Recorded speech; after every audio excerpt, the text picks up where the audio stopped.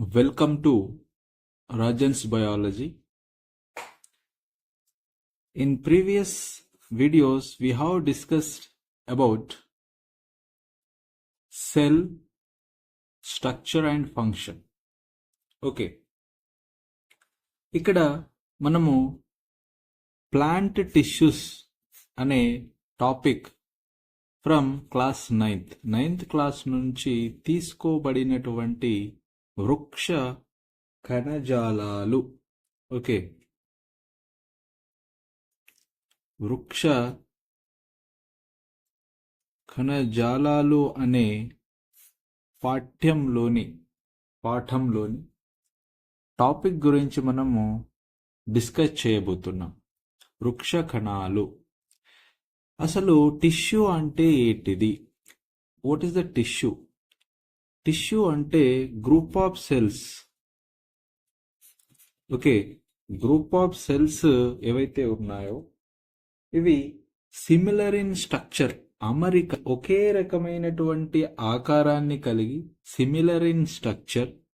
Okay, తర్వాత and perform similar function. వాటి యొక్క విధి కూడా ఒకే రకమైనటువంటి ఆకారం మరియు ఒకే రకమైనటువంటి విధిని కలిగినటువంటి గ్రూప్ ఆఫ్ సెల్స్ ని ఏమంటారు అంటే టిష్యూ అంటారు. ఈ టిష్యూ, స్టడీ ఆఫ్ టిష్యూ, ఈ యొక్క కణజాలాల గురించి చేసేటువంటి అధ్యయనాన్ని ఏమంటారు అంటే హిస్టాలజీ అని పిలవడం జరుగుతుంది. Okay, histology. అయితే ఈ యొక్క ప్లాంట్స్ లో మరి ఎన్ని రకాలైనటువంటి కణజాలాలు ఉంటాయనేటువంటి మనం ఇక్కడ చూసుకున్నట్టయితే టైప్ ఆఫ్ ప్లాంట్ టిష్యూస్ ఎన్ని రకాలు ఉంటాయి? బేసిక్గా 4 రకాలైనటువంటి వృక్ష కణజాలాలను మనం ప్లాంట్లో అబ్జర్వ్ చేయవచ్చు. ఓకే, అందులో the first one is meristematic tissue, విభాజ్య కణజాలాలు. తెలుగులోనైతే విభాజ్య కణజాలం. ఇది ఎక్కడ ఉపయోగపడుతుంది అని అంటే, దీని యొక్క విధి ఏంటి అంటే ఓవరాల్ గ్రోత్ అంటే పెరుగుదల మరియు రిపేర్. ఎక్కడైనా డ్యామేజ్ ఏర్పడితే దానిని నయం చేయడానికి, రిపేర్ చేయడానికి ఈ యొక్క విభాజ్య కణజాలాలు, మెరిస్టమాటిక్ టిష్యూ మనకు ఉపయోగపడుతుంది. The second one is డర్మల్ tissue. డర్మల్ అంటే త్వచం. ఓకే, త్వచ కణజాలాలు. ఇది ఔటర్ కవరింగ్ గా ఉండడం జరుగుతుంది. తర్వాత చూసుకున్నట్టయితే the third one is ground tissue. Ground tissue అంటే it is bulk of plant body. అంటే ప్లాంట్ యొక్క మొత్తం దేహాన్ని ఏర్పరుస్తుంది. బల్క్ ఆఫ్ అంటే టోటల్ ప్లాంట్ దేహాన్ని, ఒక వృక్ష దేహాన్ని ఏర్పరిచేటువంటి కణజాలం ఏది అని అంటే అది సంధాయక కణజాలం.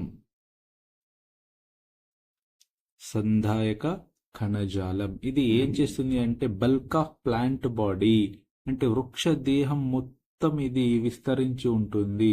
వృక్ష దేహాన్ని ఏర్పరుస్తూ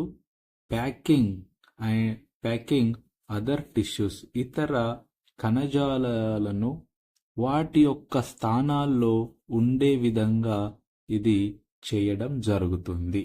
ఓకే, వివిధ ఆర్గన్స్ ఏదైతే ఉంటాయో ప్లాంట్లో వాటి స్థానాల్లో స్థిరంగా ఉండే విధంగా, ఒకే స్థానంలో కదలకుండా ఉండేట్టు చేయడంలో ఈ యొక్క గ్రౌండ్ టిష్యూ లేదా సంధాయక కణజాలం అనేటువంటిది తోడ్పడడం జరుగుతుంది. తర్వాత 4వ రకం, the fourth type, that is vascular tissue. Vascular టిష్యూని ఏమంటారు అంటే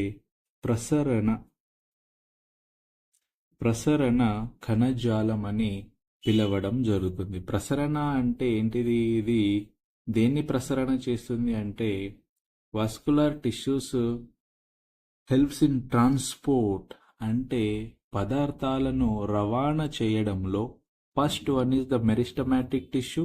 okay, it's help in overall growth and repair. The second one is a dermal tissue, outer covering tissue. This is a outer covering tissue. Then after ground tissue, bulk of plant body and packing. Okay.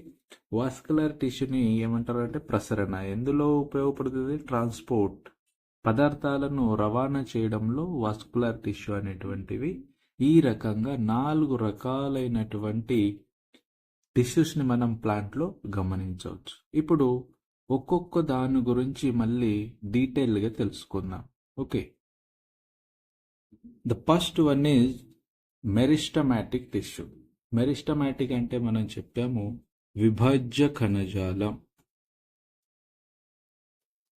విభాజ్య కణజాలాలు ఎక్కడ ఉంటాయి అని అంటే, okay, meristematic tissue or విభాజ్య కణజాలాలు ఎక్కడ ఉంటాయి అంటే tip of the shoot or root. Okay, విభాజ్య కణజాలం లేదా మెరిస్టమాటిక్ టిష్యూ అనేటువంటిది టిప్ అంటే కొన భాగాలలో ప్లాంట్ యొక్క, ఓకే, కొన భాగాలలో సైడ్స్లలో, తర్వాత between layers of the tissue అంటే పొరలలో, వివిధ లేయర్స్ అంటే పొరలు, వివిధ పొరలలో లేయర్స్ ఏవైతే ఉన్నాయో వాటి మధ్య కూడా ఈ యొక్క మెరిస్టమాటిక్ టిష్యూ అనేటువంటిది ఉండడం జరుగుతుంది. The meristematic tissue present tip of the shoot అంటే వృక్షం యొక్క కాండం యొక్క, ఓకే, కాండం యొక్క కొన భాగాలలో లేదా వేరు యొక్క కొన భాగాలలో ఈ యొక్క మెరిస్టమాటిక్ టిష్యూ అనేటువంటిది ఉండడం జరుగుతుంది. కొన భాగాలలోనే కాకుండా సైడ్స్లలో, ఇప్పుడు ఇది ఒక ప్లాంట్ అనుకుంటే ఇవి సైడ్స్. ఓకే, ఈ సైడ్స్లలో కూడా ఈ యొక్క మెరిస్టమాటిక్ టిష్యూ అనేటువంటిది ఉండడం జరుగుతుంది. బిట్వీన్ లేయర్స్ అంటే కణాల యొక్క మధ్య లేయర్లలో కూడా ఈ యొక్క టిష్యూ అనేటువంటిది ఉండడం జరుగుతుంది. ఓకే, మరి ఇది ఉండేటువంటి ప్లేస్ని బట్టి, ఓకే, దీనిని మళ్ళీ 3 రకాలుగా విభజించడం జరుగుతుంది. Presence of location. Okay, presence of location, అవి ఉండే యొక్క ప్రదేశాలను బట్టి మెరిస్టమాటిక్ని మళ్ళీ 3 రకాలుగా విభజించడం జరిగింది. 3 రకాలుగా చెప్పడం జరుగుతుంది. అది ఒకటి అపైకల్ మెరిస్టమాటిక్. అపైకల్ అంటే అగ్ర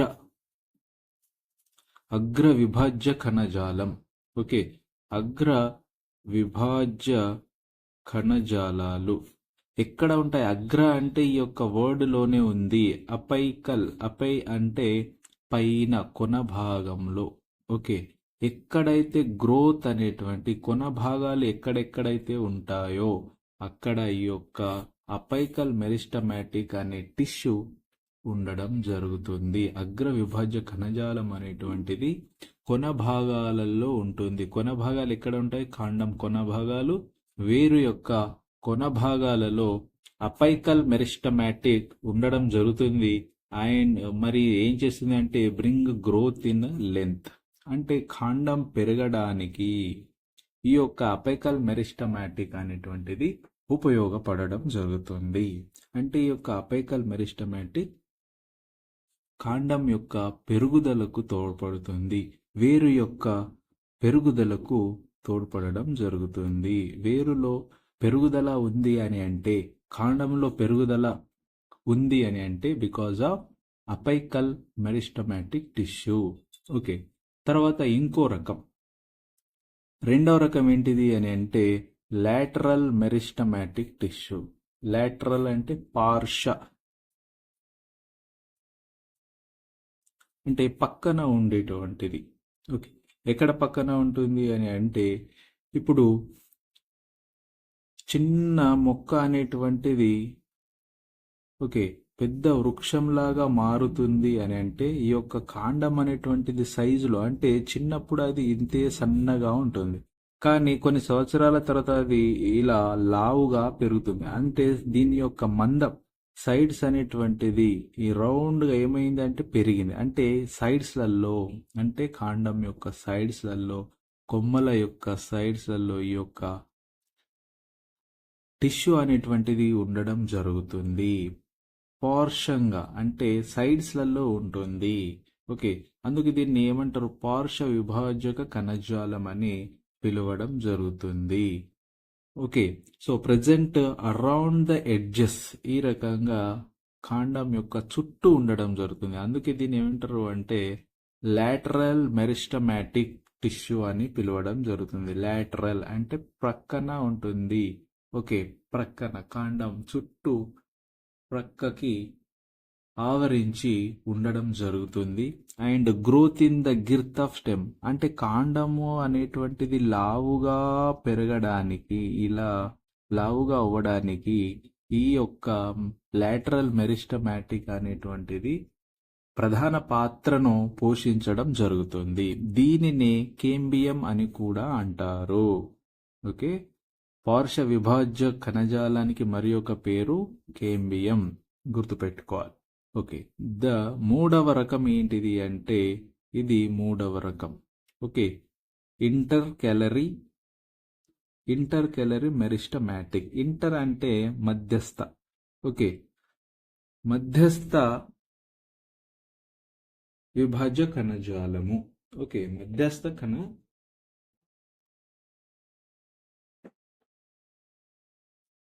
ఇంటర్ క్యాలరీ మెరిస్టమాటిక్ అంటే మధ్యస్థ విభాజ్య కణజాలం.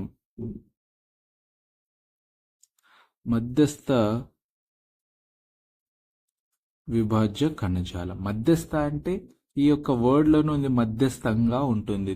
దేనికి మధ్యస్థంగా ఉంటుంది అంటే, ఫర్ ఎగ్జాంపుల్ ఇది ప్లాంట్ అనుకుందాం. మధ్యస్థంగా ఈ యొక్క లీఫ్ కి కాండంకి మధ్య ఇక్కడ కూడా ఈ యొక్క విభాజ్య కణజాలం ఉండడం జరుగుతుంది. మరియు ఎక్కడైతే ఫ్లవర్ అనేటువంటిది స్టార్ట్ అవుతుంది, ఫ్లవర్ యొక్క వృంతం స్టాక్ ఏదైతే ఉంటుంది, ఇలా ఉంటుంది కదా కాడ, ఈ యొక్క కాడ ఎక్కడి నుంచి అయితే ఏర్పడుతుందో ఇక్కడ కూడా ఈ యొక్క మెరిస్టమాటిక్ అనేటువంటిది ఉండడం జరుగుతుంది. అందుకే దీన్ని ఏమంటారు అంటే ఇంటర్ క్యాలరీ మెరిస్టమాటిక్ లేదా మధ్యస్థ విభాజ్య కణజాలం. గుర్తుపెట్టుకోవాల్సింది ఏంటంటే పత్రాలు ఏర్పడే దగ్గర, పుష్పాలు ఏర్పడే వృంతం దగ్గర ఈ యొక్క మధ్యస్థ విభాజ్య కణజాలం అనేటువంటిది ఉండడం జరుగుతుంది. ఇక్కడ మనం క్లియర్గా పటంలో చూడవచ్చు, ఒకసారి అబ్జర్వ్ చేయండి. చూడండి, ఈ యొక్క ప్లాంట్ మనము అనుకుంటే, ఓకే, ఇది బ్లాక్ డయాగ్రామ్ ఇలా గీసాము. ఇది ఒక ప్లాంట్ అనుకుంటే, ఇది ప్లాంట్ యొక్క కాండం యొక్క కొన భాగాలలో ఏముంటాయంటే అపైకల్ మెరిస్టమాటిక్ టిష్యూ అనేటువంటిది ఉంటుంది. చెట్టు యొక్క ప్రతి కొన భాగాలలో, అది వేరు కావచ్చు, కాండం కావచ్చు. ఓకే, ఈ యొక్క కొన భాగాలలో అగ్ర విభాజ్య కణజాలం, ఓకే, ఇది అగ్ర భాగంలో ఉంటుంది. అది వేరు కావచ్చు, కాండం కావచ్చు. ఓకే, అగ్ర విభాజ్య కణజాలం, అపైకల్ మెరిస్టమాటిక్ టిష్యూ. తర్వాత ఇక్కడ నుంచి కొత్తగా మనకు ఏం అంటే పత్రాలు ఏర్పడవచ్చు, కాండం ఇంకొక కొమ్మ ఏర్పడవచ్చు, షూటు. ఓకే, ఇలా రకరకాలుగా అంటే కొమ్మలు ఏర్పడతా ఉంటాయి. ఓకే, పార్ట్స్ అనేటువంటి డెవలప్ అవుతూ ఉంటాయి. ఇక్కడ మరి ఈ యొక్క కొమ్మ ఏర్పడుతుంది, ఇది ఒక పత్రమే అనుకోండి, ఆర్ పుష్పం. ఓకే, ఫ్లవర్ ఆర్ లీఫ్ ఏదైనా కావచ్చు. ఇక్కడ ఏమైతుంది అంటే ఈ యొక్క మధ్య భాగంలో ఈ యొక్క స్టాక్ ఉంది కదా, స్టాక్కి ఈ యొక్క కాండంకి మధ్య భాగంలో ఇక్కడ ఏముంటుంది అంటే ఇంటర్ క్యాలరీ మెరిస్టమాటిక్ అంటే మధ్యస్థంగా ఉంది. ఇక్కడ గ్రోత్ అనేటువంటి స్టార్ట్ అవుతుంది మధ్యస్థంగా, మధ్య భాగం నుంచి గ్రోత్ అనేటువంటిది ఏర్పడుతుంది. గ్రోత్ ఎక్కడెక్కడ జరుగుతుందో అక్కడ మెరిస్టమాటిక్ ఉండడం జరుగుతుంది. ఓకే, సో ఈ యొక్క మధ్యస్థంగా గ్రోత్ అనేటువంటి జరుగుతుంది కాబట్టి దానిని ఇంటర్ క్యాలరీ మధ్యస్థ విభాజ్య కణజాలము అని పిలవడం జరుగుతుంది. తర్వాత మూడవ రకం ఏంటిది అంటే ఈ యొక్క చెట్టు కొన్ని సంవత్సరాల తర్వాత అంటే లావుగా, అంటే కాండం అనేటువంటిది పెరుగుతూ పోతుంది. చిన్నప్పుడు మనం నాటినప్పుడు ఇంత సన్నగా ఉన్న యొక్క కాండము కొన్ని సంవత్సరాల తర్వాత ఏమైతుంది అంటే అది ఇలా లావుగా అవుతుంది. లావుగా అవ్వడానికి కారణం ఏంటిది అంటే ఈ యొక్క సైడ్స్లలో అరౌండ్ చుట్టూ కూడా ఈ యొక్క కాండం చుట్టూ కూడా మెరిస్టమాటిక్ ఉంటుంది. ఏ మెరిస్టమాటిక్ అంటే లాటరల్ మెరిస్టమాటిక్. ఓకే, లాటరల్ అంటే పార్ష విభాజ్య కణజాలం ఉండడం వల్ల ఈ యొక్క చెట్టు యొక్క ఓకే కాండం అనేటువంటిది లావుగా పెరగడం జరుగుతుంది. This is about meristematic tissue types. Okay, ఎన్ని రకాలు ఉన్నాయి? అపైకల్ మెరిస్టమాటిక్ అండ్ లాటరల్ మెరిస్టమాటిక్, దీనినే కేంబియం అని కూడా అంటారు. ఓకే, తర్వాత the third one is the inter calorie meristematic, మధ్యస్థ విభాజ్య కణజాలము. ఓకే, ఇది ఎక్కడ ఉంటుందంటే లీవ్స్ ఎక్కడి నుంచి అయితే గ్రోత్ అవుతాయో, ఓకే, లీవ్స్ ఏర్పడే దగ్గర, ఫ్లవర్ స్టాక్ పుష్ప వృంతాలు డెవలప్ అయ్యే చోట ఈ యొక్క ఇంటర్ కెలరీ మెరిస్టమాటిక్ మధ్యస్థ విభాజ్య కణజాలం అనేటువంటిది ఉండడం జరుగుతుంది.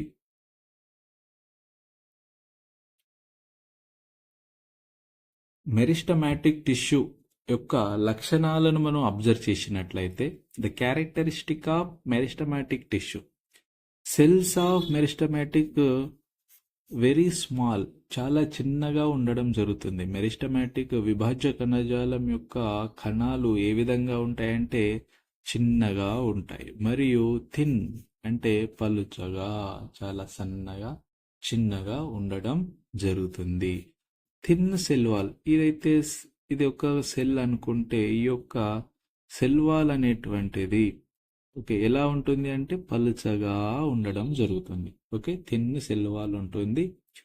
ప్రామినెంట్ న్యూక్లియస్, ఇందులో న్యూక్లియస్ కూడా ఉండడం జరుగుతుంది. కావలసి సరిపడా సైటోప్లాజం కూడా ఇందులో ఉండడం జరుగుతుంది. అబండెంట్ సైటోప్లాజం, సరిపోయేంత సైటోప్లాజం మరియు స్పష్టమైనటువంటి న్యూక్లియస్ కేంద్రకం అనేటువంటిది ఈ యొక్క మెరిస్టమాటిక్ టిష్యూలో ఉండడం జరుగుతుంది. మరి ఈ యొక్క సెల్స్ ఏ రకంగా అమరి ఉంటాయి అంటే కంపాక్ట్లీ అరేంజ్డ్, అంటే ఒకదానికొకటి దగ్గరగా ఇలా, అసలు సెల్కి కణానికి మధ్య గ్యాప్ లేకుండా, okay, no intracellular space, అంటే కణానికి ఏ రకమైనటువంటి గ్యాప్ లేకుండా ఇవి చాలా దగ్గరగా అమరి ఉండడం జరుగుతుంది. ఈ రకంగా గ్యాప్స్ అంటే ఇలా గ్యాప్స్ వస్తాయి, ఇలా గ్యాప్ లేకుండా ఇవి ఎలా ఉంటాయి అని అంటే దగ్గరగా అమరి ఉండడం జరుగుతుంది. కంటిన్యూస్లీ డివైడ్, మెరిస్టమాటిక్ టిష్యూ అంటేనే ఇది ఎప్పుడు డివైడ్ అవుతూనే ఉంటుంది. డివైడ్ అవుతుంది కాబట్టి ప్లాంట్ అనేటువంటిది గ్రోత్ అవుతా ఉంటుంది. అందుకే ప్లాంట్స్కి ఏముంది అంటే లైఫ్ లాంగ్ అవి గ్రోత్ అవుతూనే ఉంటాయి. బికాజ్ ఆఫ్ కంటిన్యూస్ సెల్స్ అనేటువంటి డివైడ్ కావడం జరుగుతుంది. ఏ సెల్స్ అండి? ఏ టిష్యూ? Meristematic tissue. విభాజ్య కణజాల సంబంధించినటువంటి కణాలు నిరంతరం అవి విభజన చెందుతూ ఉంటాయి కాబట్టి ప్లాంట్స్ అనేటువంటిది లైఫ్ లాంగ్ పెరుగుతూనే ఉంటుంది. ఓకే, ఇది విభాజ్య కణజాలం గురించి, వాటి యొక్క లక్షణాలు, విభాజ్య కణజాలాల లక్షణాలు మరియు విధులు.